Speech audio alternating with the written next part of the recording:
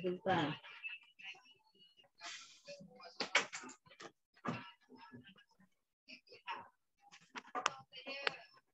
Dineng kok susah Ron. Di enggak tekanan Enggak terang. Dos udah tera. Apa boleh sana? Detak jantung apa kok? 120. Sultan apa normal? 100. Berapa enak 114 anak arong.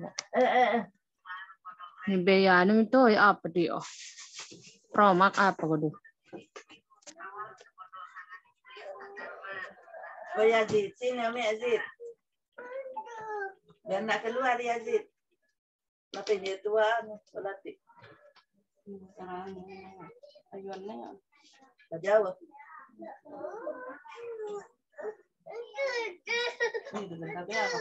Yazid, Baim. Es krim apa diambil? Apa? Kopi ya. Kopi, iPhone. Itu.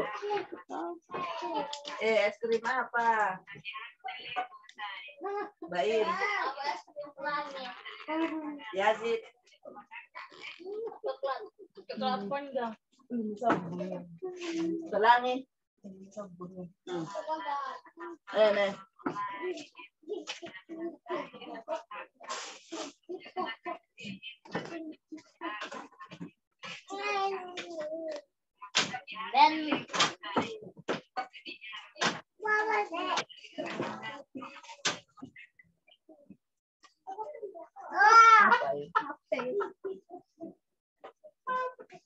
Ada.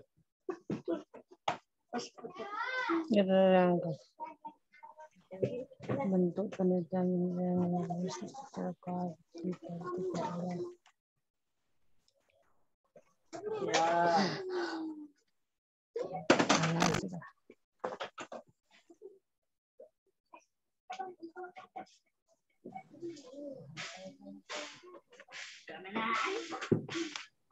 lagi mainin juga.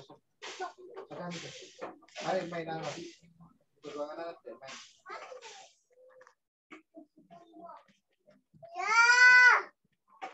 Iya. Ini aku dia iya.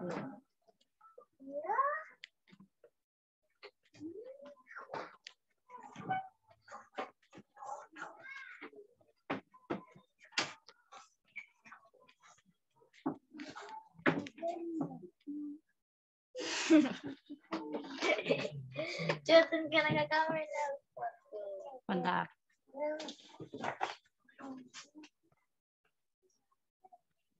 Tapi apa tadi? Bahasa Indonesia ya? Kepo. Hidup sudah. Ini mana tuh? Iya, apa kata sandinya? Pernah tersambung. Apa? Itu sudah tersambung. Ya. Pol.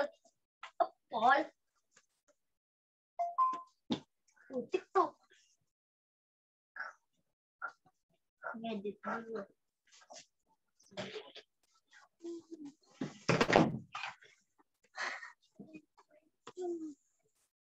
Ayo, ayo.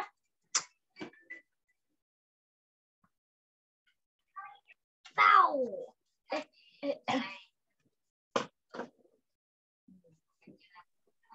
Di mood dulu Sah.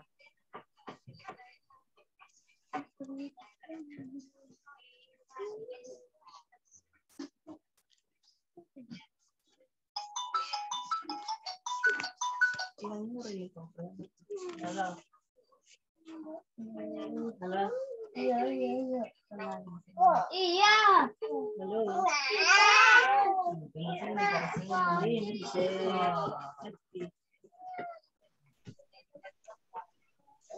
Sesuai, bebas. Apakah suara saya terdengar, teman-teman? Sesuai, Bantal. Halo, tes. Apakah suara saya terdengar? Benar, Pak. Benar, Pak.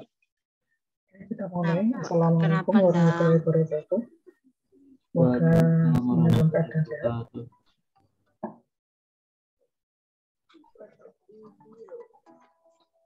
Oke, kita langsung aja ya. Kita langsung mulai perkuliahan. Saya akan share screen.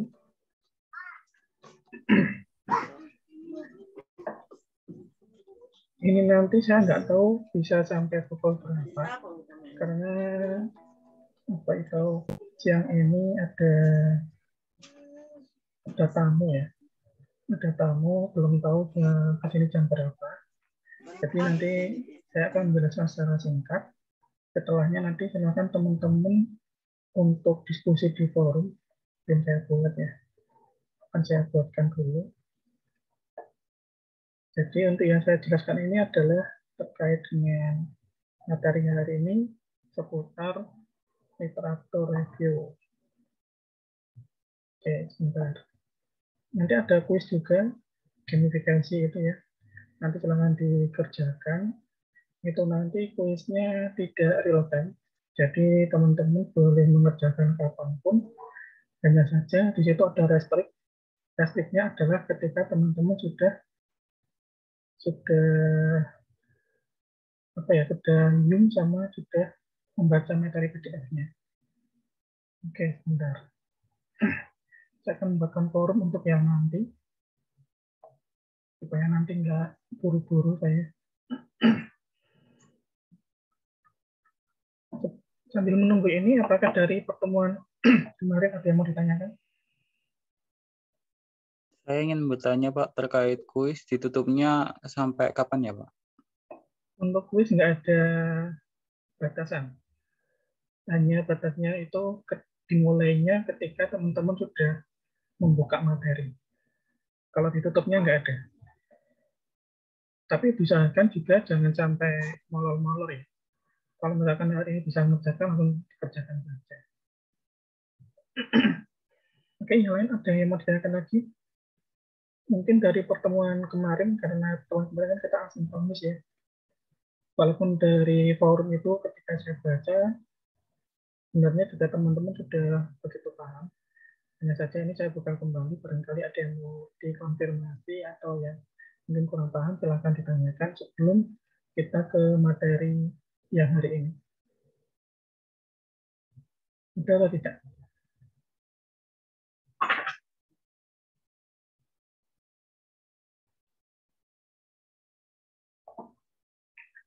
Oke, sepertinya tidak ada. Kita langsung ke materi saja. Layar saya sudah tampil ya? Sudah, Pak. Sudah, Pak. Oke. Oke, ketika teman-teman nanti sudah masanya untuk penelitian atau tugas akhir atau skripsi, nanti teman-teman itu tidak akan lepas dari yang namanya literatur review. Nah, literatur review itu apa? Literatur review itu semua hal yang berisi tentang teori-teori. Misalkan teman-teman ini penelitiannya itu nanti terkait dengan apa ya? Misalkan terkait dengan mungkin ini kasus untuk saya aja. Saya itu tertarik penelitian untuk forensik digital, yang mana itu objeknya adalah sebuah smartphone. Nah, maka yang dimaksud di sini, uraian teori ini adalah uraian teori forensik digital itu apa, kemudian objeknya juga termasuk dituliskan. Karena untuk objek itu kan kadang, kalau kita di teknologi, itu kan kadang arsitekturnya berbeda-beda. Maka objek itu perlu dijelaskan teori-teorinya. Nah, di samping teori, literatur review itu berisi apa lagi? Yaitu berisi temuan. Misalkan dari penelitian A itu menemukan apa? Kemudian bahan penelitian ini yang saya sebut tadi ya, objek. Kemudian ini semuanya didapatkan dari mana? Didapatkan dari landasan kegiatan penelitian sebelumnya. Jadi nanti tidak akan lepas juga ketika mencari literatur review. Kalau yang paling mudah nanti silakan teman-teman menggunakan Google Scholar. Nah, ini. Oh iya, sama ini. Nanti silakan teman-teman mulai hari ini juga semuanya wajib membuat akun Google Scholar. Jadi nanti misalkan teman-teman itu diajak penelitian atau publikasi, nanti akan muncul seperti ini.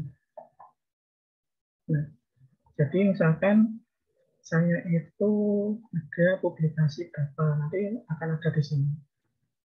Kemudian di sini ada kutipannya berapa, kutipan itu citasi ya. Nah ini nanti selain berguna untuk teman-teman juga, itu nanti juga akan membantu prodi dalam proses akreditasi. Karena untuk proses akreditasi yang aturan terbaru, itu tulisan teman-teman, publikasi teman-teman di Scholar itu akan diperhitungkan. Jadi di sini saya juga meminta bantuan teman-teman untuk mulai hari ini membuat akun Google Scholar dan sebisa mungkin nanti walaupun belum lulus mempunyai publikasi. Nanti akan ada skenario atau komando khusus dari dosen yang bersangkutan atau mungkin dari DPA. Nah, cara mencari literatur review misalkan karena di sini saya itu banyaknya adalah tentang forensik, ya maka di sini juga tidak akan lepas, tidak akan jauh dengan topik forensik seperti ini.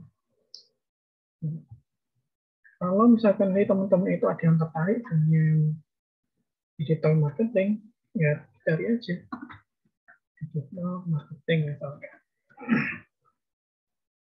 Nah, di sini juga banyak. Jadi cara mencari literatur review yang saya sarankan teman-teman menggunakan Google Scholar. Atau kalau ini ya, teman-teman ingin mencari referensi yang benar-benar berkualitas, yang benar-benar bagus, teman-teman bisa menggunakan ini. Cari aja nanti Google IEEE Explore.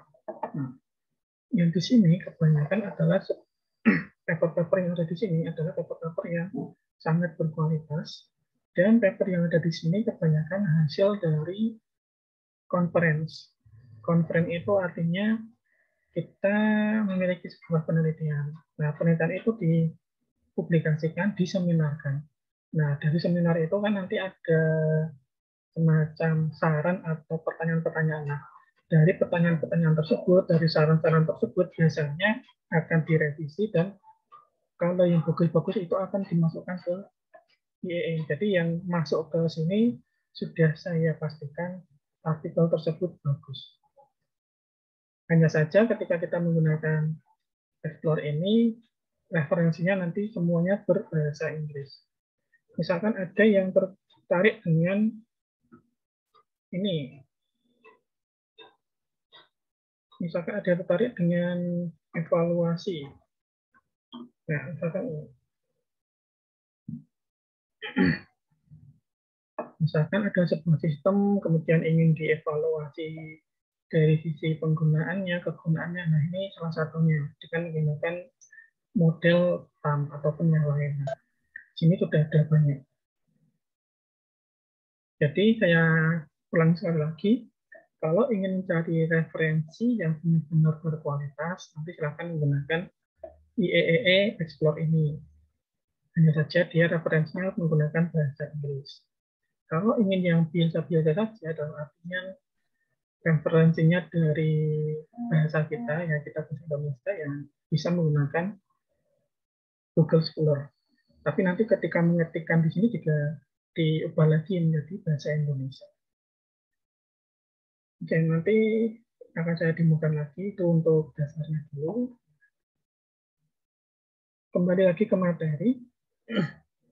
Di paragraf kedua atau di kalimat kedua, uraian dalam literatur review ini diarahkan untuk menyusun kerangka pemikiran. Jadi supaya kerangka pemikiran itu nanti ketika kita meneliti itu jelas. Jadi nanti kita bisa merumuskan permasalahannya itu seperti apa, kemudian kita bisa menyusun atau merangkai rangka pikiran yang akan hasilnya juga berupa hipotesis. Kemudian kita berikutnya, di kalimat berikutnya, penelitian dimulai dengan penelusuran pustaka. Nah, penelusuran pustaka ini yang saya maksudkan tadi ya, dari Google Scholar ataupun dari IEE Store ataupun yang lain juga bisa. Nah, itu digunakan untuk apa? Digunakan untuk mengumpulkan yang namanya ini ya, penelitian dimulai dengan penelusuran pustaka. Jadi penelusuran pustaka itu untuk mengumpulkan informasi sebanyak-banyaknya yang relevan. Nah, yang relevan itu apa? Yang relevan itu yang sesuai dengan kata kunci kita. Kalau kita itu fokusnya ke digital marketing ya, misalkan cari yang semuanya ada hubungan dengan digital marketing. Atau ingin lebih spesifik lagi, tambah model. Atau tadi ya, evaluasi tadi. Evaluasi itu kan ada banyak model. Kita langsung fokus ke RAM misalkan. Ataupun untuk evaluasi web, langsung fokus ke modelnya, metodenya. Nah ini ada webwall, jadi langsung fokus ke situ. Itu lebih bagus daripada kita mengetikkan ini, evaluasi website. Maka nanti yang muncul akan ada banyak. Nah di sini ada yang menggunakan metode usability testing, ada yang menggunakan metode webwall, kemudian ada yang menggunakan usability scale dan sebagainya. Nah, hal semacam ini juga bisa manakala kita belum yakin atau kita belum 100% atau ini ya, intinya kita belum yakin kita itu ingin menggunakan metode apa. Nah, dari sini kita nanti juga akan bisa menentukan ketika saya punya website dengan kriteria seperti ini, cocoknya menggunakan metode apa ya. Nanti ini juga bisa dijadikan sebagai referensi. Jadi ketika penelusuran pustaka yang pertama, kita seperti ini caranya. Kita ke kata kunci yang lebih umum. Ketika sudah mendapatkan kata kunci yang lebih umum, kemudian kita sudah yakin, misalkan saya ingin menggunakan metode TAM misalkan. Nah, nanti diubah lagi referensinya menjadi langsung fokus ke TAM. Itu langkah dari cara penelusuran pustaka. Ini ya, untuk kuliahnya teori sekalian simulasi. Nah, penelusuran pustaka ini gunanya apa?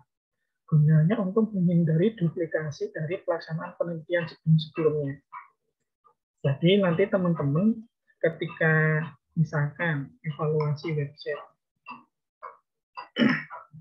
ternyata ketika teman-teman itu ada kasus misalkan ingin meneliti yang ada di Alma-Ata, ketika mencari sumber ini, ketika mencari referensi, ternyata sudah ada.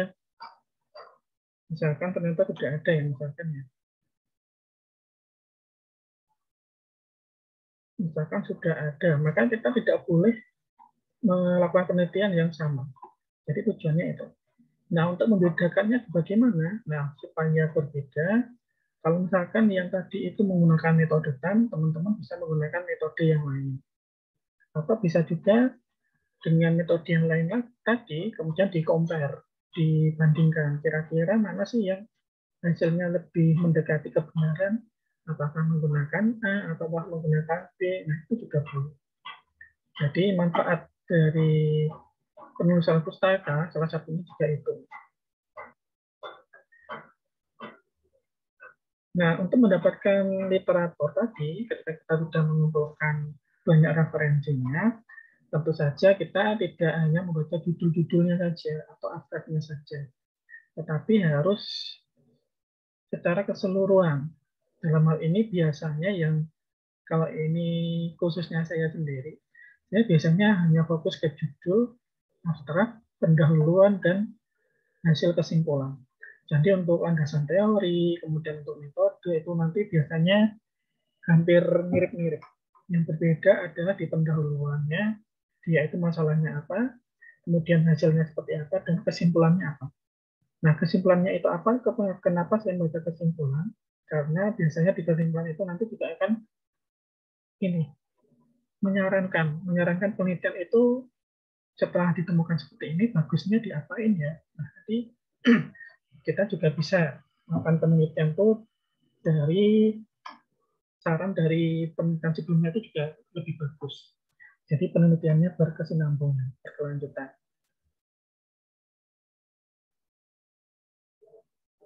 Nah, teman-teman nanti ketika membuat literatur review, mungkin khusus yang kemarin pernah ikut PKN penelitian, itu mungkin sudah paham ya, atau belum paham tapi sudah tahu bentuknya. Bentuknya itu sudah tahu. Jadi literatur review itu berisi ulasan secara singkat, rangkuman, dan pemikiran penulis tentang beberapa sumber pustaka. Dalam artian apa? Misalkan ada penelitian A. Penelitian A itu kan pasti juga memiliki sumber yang lain. Nah, nanti dari situ kita juga bisa menelisik atau bisa menelusur lagi. Oh, ini penelitiannya bagus. Dia tuh merujuknya kemana aja. Nah, itu kita juga bisa ini ya, bisa men-track, mencari sumber aslinya itu dari mana. Kemudian di sini semua pernyataan atau hasil penelitian yang bukan berasal dari penulis harus disebutkan sumbernya juga. Dan tata caranya mengacu kepada sumber pustaka mengikuti kaidah yang ditetapkan dalam artian adalah penulisan citasinya. Kalau tadi kan di sini, nah untuk menulis citasi jangan lupa teman-teman juga menggunakan Mendeley. Itu yang lebih mudah kalau bagi saya. Walaupun ada juga tools yang lain yang digunakan untuk manajer penulisan, untuk dalam hal ini adalah citasi, itu bisa menggunakan Yotero. Tapi kalau Yotero saya kurang familiar, saya seringnya menggunakan Mendeley. Nah, nanti jangan lupa teman-teman juga menginstal Mendeley. Jadi nanti ketika ingin melakukan citasi, ingin membuat daftar pustaka, itu nanti dapat dengan mudah. Hanya sekali klik sudah muncul daftar pustakanya. Ketika kita benar-benar menerapkan penulisan menggunakan Mendeley. Jadi nggak usah menulis manual, yang ada di Word itu kan juga ada menunya untuk menulis citasi dan daftar pustaka, tapi itu manual nanti akan merepotkan. Merepotkannya apa? Merepotkannya ketika misalkan kita itu sudah menulis stylenya, gayanya itu menggunakan Harvard.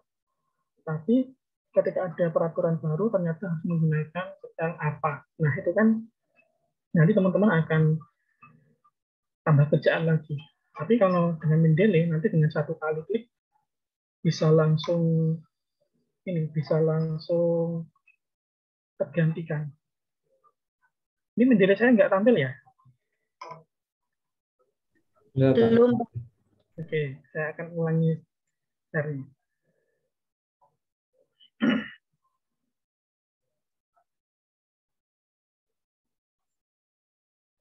Oke. Tapi sampai sini, nah, teman-teman jangan lupa menginstal Mendeley mulai dari sekarang. Nanti berguna juga ketika penulisan ilmiah yang lain. Kita di penulisan ilmiah kan nggak selalu melulu tentang tugas akhir. Misalkan ada proposal, ada hibah-hibah yang lain, kita kan juga pasti membuat proposal. Proposalnya bagus itu ada sumber referensinya. Nanti jangan lupa menggunakan Mendeley semacam ini. Jadi ketika nanti penulisannya itu menggunakan Mendeley, teman-teman ketika ingin menulis, nanti ketika ada perubahan-perubahan aturan terkait dengan gaya selingkung atau model citasinya, style citasinya, misalkan saya contohkan ini cuma aja ya, citasi.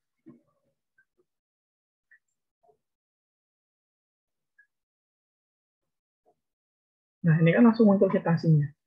Kita tidak usah ngetik manual, walaupun kalau ngetik manual, kalau untuk citasi aja nggak masalah, karena cuma beberapa kata atau cuma 10 kata. Nah, yang jadi masalah adalah yang namanya kita menulis, kita membuat proposal ataupun laporan, pastikan nanti di sana akan ada banyak teks, ada banyak tulisan, dan juga mungkin akan ada lebih dari 10 citasi. Nah, ini citasinya menggunakan style apa? American Typological Association. biasanya disingkat dengan apa. Nah, misalkan ini ingin diganti dengan style, misalkan ada kebijakan baru, kemudian diubah menjadi Harvard. Atau bisa juga menjadi EEE. Nah, kan berubah formatnya. Bayangkan kalau itu ada 20 citasi. Kemudian yang namanya citasi kan pasti akan berbanding lurus dengan daftar pustakanya. Nah, kan nanti nulisnya kalau manual kan pasti akan ini ya, akan kerepotan dengan banyaknya itu. Tapi kalau kita dengan menggunakan Mendeley, dengan satu kali klik kita bisa mengubahnya. Nah, seperti ini. Jadi saya ingatkan sekali lagi, jangan lupa teman-teman menginstal Mendeley. Oke, lanjut.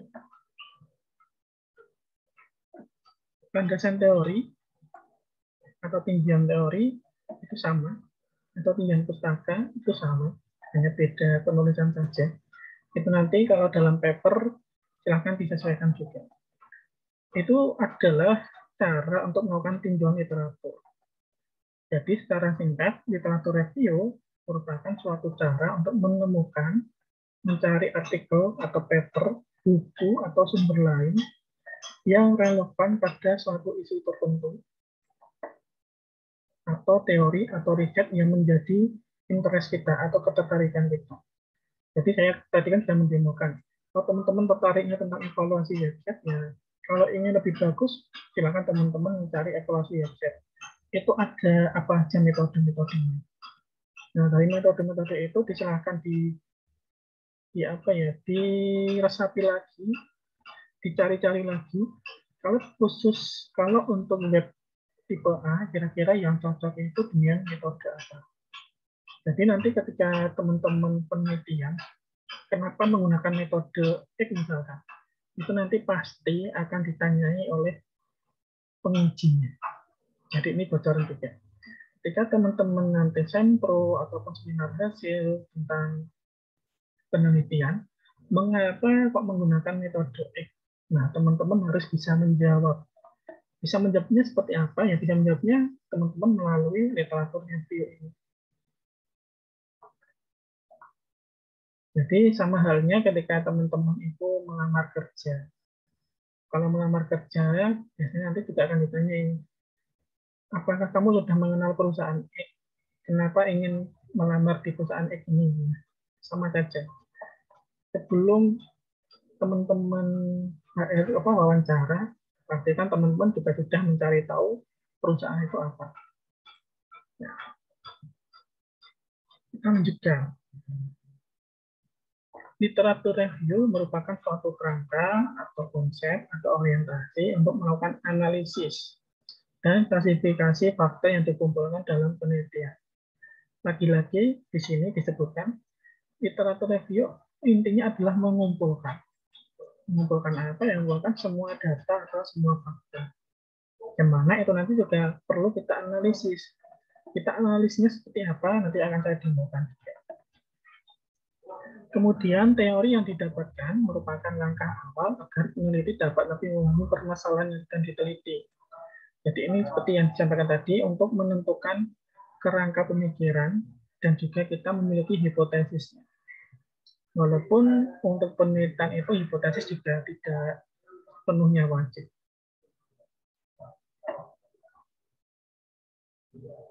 Kemudian dalam melakukan review, tapi literatur yang perlu diingat adalah hindari kutipan terhadap pendapat pakar tanpa adanya pembahasan dan sikap kritis mengenai suatu topik bidang ilmu. Ini jelas ya. Kemudian misalnya bila kita tertarik dengan topik ini ya, corporate information system, pengembangan IT atau SI investment, maka kita harus mencari sumber ilmiah yang membahas atau terkait dengan kajian ilmu tersebut. Ini sudah saya contohkan tadi ketika menggunakan Google Scholar ataupun IEE tadi. Sumber rujukan itu bisa buku, jurnal, majalah. Dan yang dicari, yang hendaknya kita fokuskan itu adalah di state of the art, SOA. Nah, ini yang kita cari. Ini kita bisa mencarinya ketika kita sudah melakukan analisis tadi. Nanti akan saya tunjukkan. Kemudian dari literatur review itu yang kedua adalah perlunya mengenalnya. Sudah jelas nih, analisis. Kemudian tujuan akhir dari literatur review ini adalah untuk mendapatkan gambaran yang berkaitan dengan apa yang sudah pernah dikerjakan orang lain. Tujuannya ini ya, supaya penelitian itu yang kita kerjakan itu tidak sama, tidak persis. Karena apa? Yang apa yang kita penelitian tapi sudah pernah dikerjakan oleh orang lain. Ya langsung aja kita baca penelitian tersebut, ngapain kita bisa untuk meneliti lagi. Nah, gampangnya seperti itu. Kemudian ada 3 aspek utama ya dalam melakukan literatur review. Yang pertama adalah survei artikel terkait dengan isi yang kita minati. Tadi sudah saya contohkan. Kemudian memberikan evaluasi, ringkasan gambar-gambaran. Nah, ini lebih mudahnya nanti untuk mendukung analisis adalah kita membuat tabel-tabel. Kemudian dari literatur review, nanti kita juga mendapatkan masukan. Masukannya apa? Yang masukannya dari penelitian-penelitian sebelumnya. Karena kita juga tidak mungkin kita itu bisa mengetahui dengan jelas hipotesis hipotesis yang kita pikirkan itu selalu benar. Itu juga pasti akan ada kalanya itu tidak benar. Jadi kita tetap butuh yang namanya literatur review. Kemudian ini sudah jelas, salah satunya tadi sudah saya demokan, nanti silahkan yang ini dibaca-baca lagi. Kemudian manfaatnya jelas ya. Jadi pada dasarnya ini juga sudah saya jelaskan tadi. Ini langkah-langkah literatur review. Nah, sekarang kita langsung ke sini saja. Sebelum ke situ, ini masih ada satu slide ya. Saya selesaikan slide-nya dulu aja. Nah, untuk sumber literatur review, kalau disarankan mencarinya adalah sebuah paper. Nah, paper ini dapatkan dari mana ya? Dari kita menggunakan Google Scholar. Nah, kalau yang ada di sini, misalkan ini ya, Indonesian Journal of Business Intelligence. Itu namanya sebuah jurnal. Ini sambil mengulang mungkin mata kuliah perencanaan ilmiah bagi teman-teman yang lupa. Jadi ini nama jurnal. Jurnal itu apa? Jurnal adalah sebuah tempat yang digunakan untuk mengupload atau submit sebuah paper atau artikel. Nah, sumber literatur review yang pertama saya sarankan adalah dari sebuah jurnal, dari sebuah paper. Paper itu bisa dari jurnal ataupun bisa dari sebuah proceeding. Sini, proceeding. Nah, kemudian yang bagus lagi bagaimana? Yang bagus lagi adalah silahkan cari 5 tahun terakhir. Kalau sekarang 2021, maka 2016 sampai 2021. Kita lakukan filter. Nah, apakah dengan seperti ini sudah cukup? Sebenarnya juga belum cukup. Kalau ingin lebih bagus lagi, kalau kita mengandalkan Google Scholar saja, maka pastikan kita itu ngecek jurnal itu terakreditasi atau tidak. Kalau misalkan kita tidak mau menggunakan ini ya, kita harus cari sumbernya itu terakreditasi atau tidak. Nah, untuk mencari jurnal itu terakreditasi atau tidak, kita menggunakan Sinta, Stepbrin. Kita masuk ke source jurnal. Kita ketikkan saja di sini. Misalkan ini.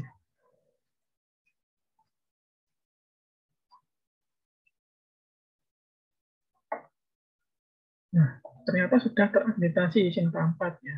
Maka itu layak dijadikan sebuah referensi. Misalkan lagi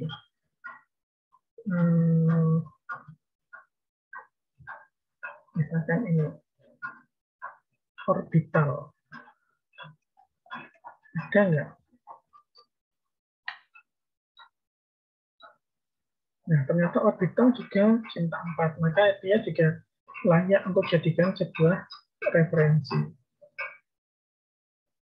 Misalkan sekali lagi saya akan mencontohkan yang tidak terakreditasi. Semoga nama Tarbawi.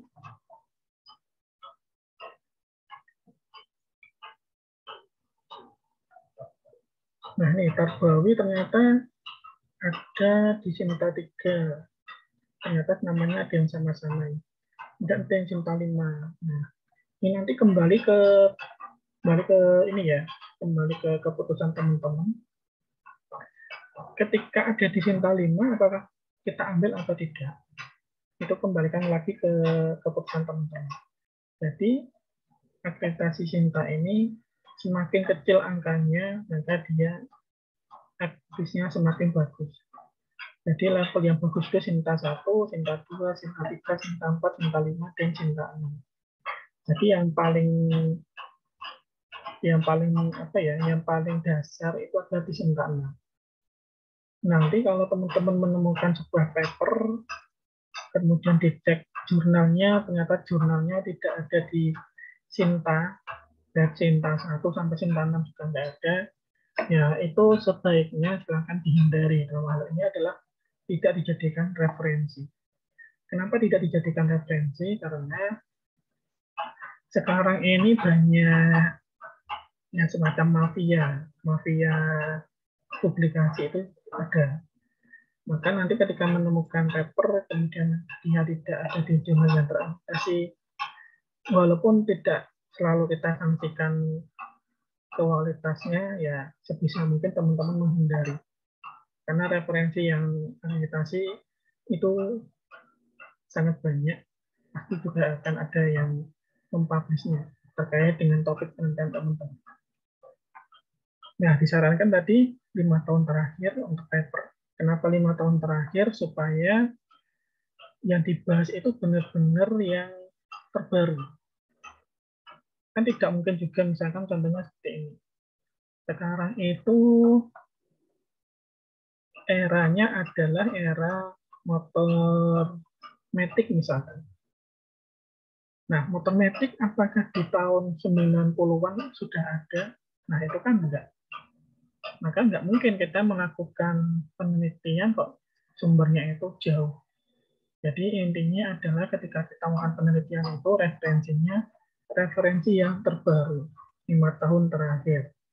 Atau kalau enggak 10 tahun terakhir masih diperbolehkan. Tapi untuk saya sarankan adalah 5 tahun terakhir. Jadi supaya benar-benar terbaru dan benar-benar nanti tidak akan ada duplikasi.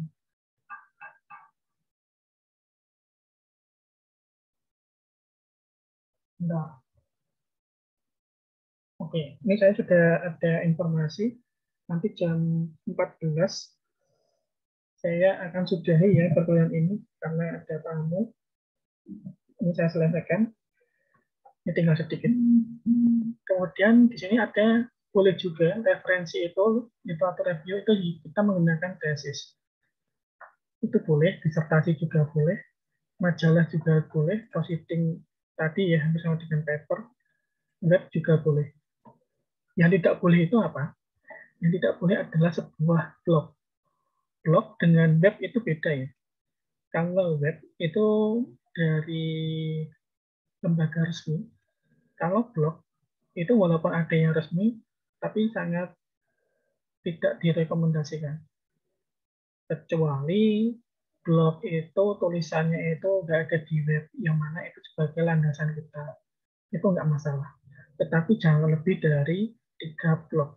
Atau 1 blog pun sebenarnya sudah sangat disayangkan. Kalau web itu masih boleh. Kalau teman-teman nanti melihat paper-paper saya, itu akan sangat jarang saya itu mencari referensi yang mana dia itu dari sebuah blog. Itu sangat jarang. Atau mungkin malah nggak pernah. Tapi kalau web, itu saya lumayan ada. Terutamanya kalau web itu saya mengambil dari web resmi. Misalkan dari web pemerintahan, untuk mengambil undang-undang, itu pasti ada. Itu nggak masalah. Kalau blog jangan. Nah, ini citasi. Citasi tadi sudah saya contohkan di ini tadi ya. Nggak usah saya ulangi. Teman-teman pasti juga sudah pernah mendapatkan di mata kuliah penulisan ini ya. Misalkan nanti ada yang kurang jelas, kurang paham, nanti bisa ditanyakan di forum. Oke, saya akan, karena sudah selesai, saya akan lanjutkan ke tadi, bagaimana kita membuat ini ya, bagaimana caranya kita menganalisis. Nah, yang perlu kita catat ketika kita melakukan analisis untuk sebuah paper, tentu saja adalah judul. Jangan lupa menuliskan judulnya. Kemudian tahun penelitian. Kemudian metodenya. Kemudian objeknya. Kemudian hasil. Kemudian plus minusnya. Yang dia ketemukan itu apa dalam penelitian itu. Kemudian ringkasan kita. Nanti untuk bahasanya silakan diperbaiki. Ini cuma untuk contoh saja. Misalkan judulnya, saya ambil ini. Saya langsung ke contoh saja. Tapi saya mengambilnya dari penelitian saya sendiri. Salah ya. Oke. Saya cari yang citasinya paling banyak aja. Oke, citasinya paling banyak ini. Maka saya menuliskan ini. Judulnya. Kemudian tahun penelitiannya. Tahun penelitian ini ya, 2017. Kemudian metodenya. Kalau metodenya itu tidak disebutkan di judul, kita harus membuka papernya. Dan kita wajib juga untuk mendownload papernya. Supaya nanti kita bisa menuliskannya di citasi. Nah, ini metodenya adalah lab forensik. Nah, ini tulisan saya sendiri, jadi saya tidak paham, nggak akan membaca. Kemudian objeknya adalah browser. Kemudian hasilnya, nah ini ketika teman-teman akan menuliskan hasil plus minusnya dan ringkasan, mau nggak mau teman-teman harus membaca.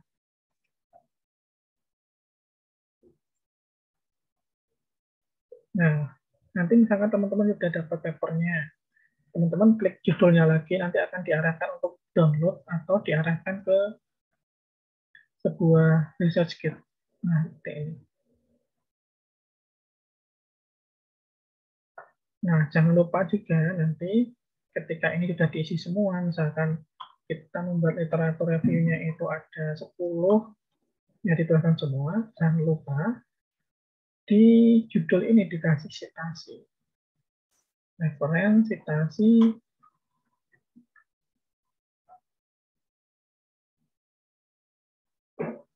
bahkan ini. Nah, objek has been deleted. Ternyata sudah dihapus. Atau ini aja ya. Nah, tadi sudah ini ya, gabung dengan citasinya. Saya akan reset dulu. Oke, sudah terset. Kita bikin citasinya seperti ini. Samping judul, kita berikan citasinya. Ternyata ini tergabung, jadi nanti harus ini. Nggak bisa. Tabelnya tergabung dengan ini.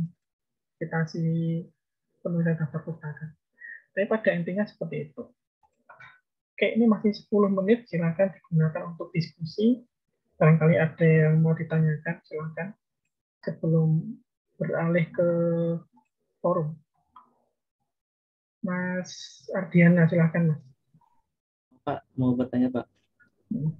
Apakah untuk sumber literatur sendiri itu tidak boleh diambil dari misalkan hasil survei ke lapangan, Pak?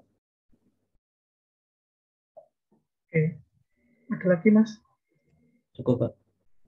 Yang lain ada lagi? Mungkin satu pertanyaan lagi sebelum saya jawab.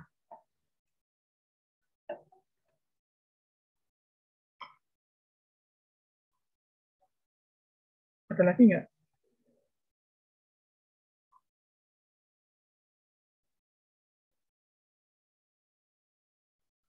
Oke, sepertinya nggak ada ya. Oke, untuk hasil survei dijadikan sebuah literatur review, itu boleh atau tidak? Kalau saya sendiri sangat jarang menggunakan, karena saya penelitiannya itu kebanyakan juga dari sebuah eksperimen.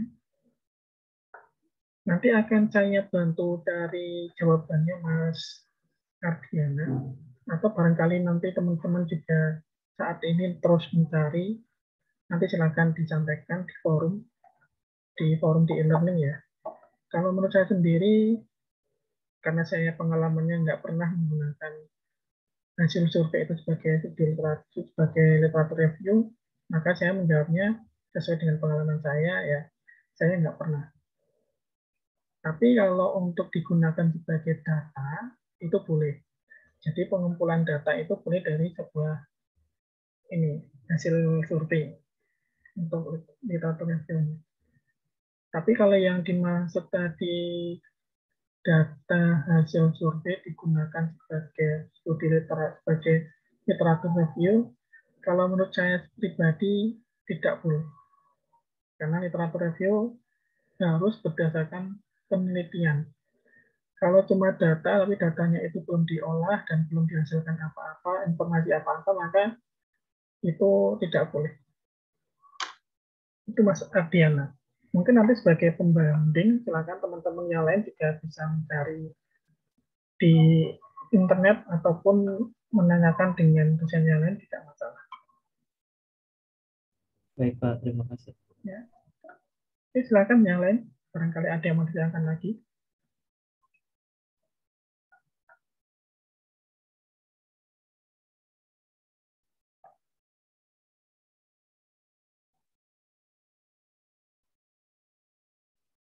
Jadi untuk hari ini tugas teman-teman ada 2 ya. Setelah ini nanti silakan dikerjakan gamifikasinya, kemudian jangan lupa yang masih ada kendala ditanyakan di forum. Untuk materi juga jangan lupa di-download. Jadi misalkan teman-teman ini sedang ada perjalanan, kemudian bosan, kebosanan itu ketika menunggu bisa digunakan untuk membaca materi kuliah yang lain.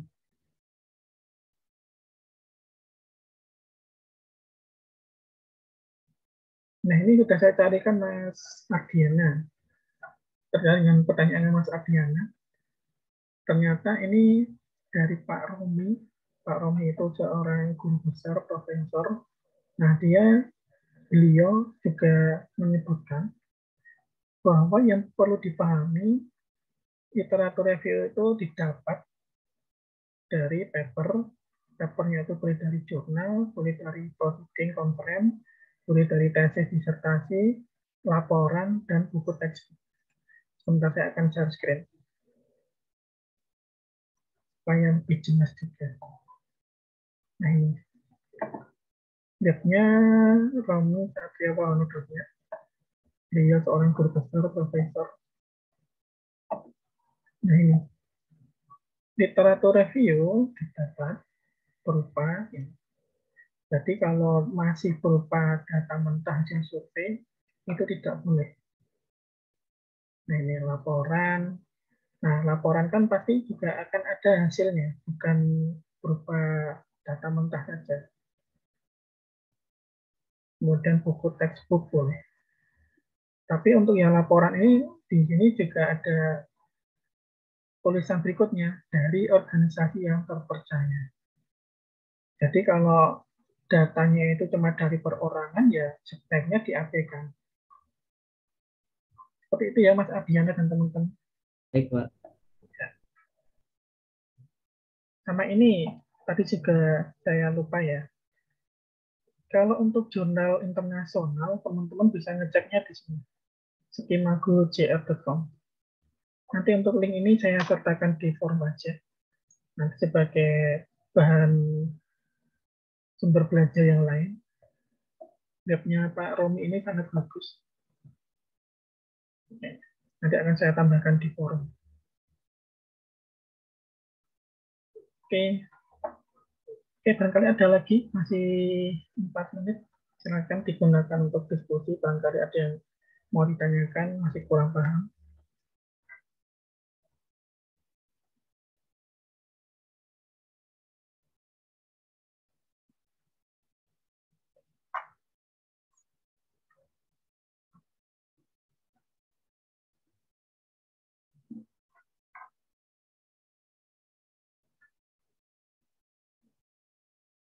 Apakah ada?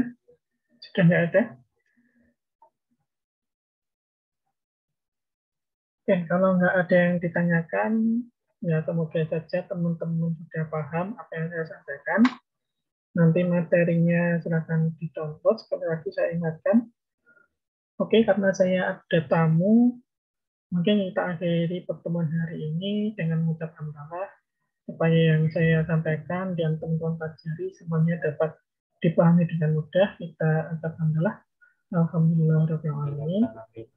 Saya akhiri, selamat belajar, selamat mengerjakan gamifikasinya. Wassalamualaikum warahmatullahi wabarakatuh. Waalaikumsalam warahmatullahi wabarakatuh.